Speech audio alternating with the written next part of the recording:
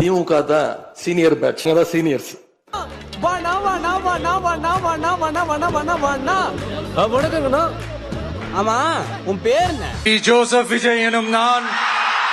ஏய், நீ என்ன செவிடா? அவனே உனக்கு. ஏய்,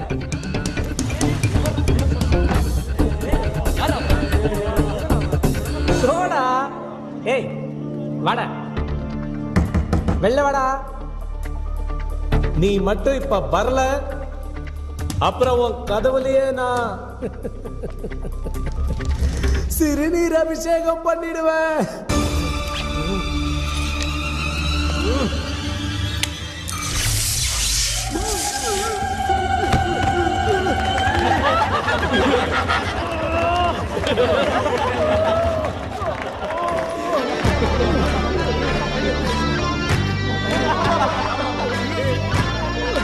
தலைவா, யூ ஆர் கிரேட்.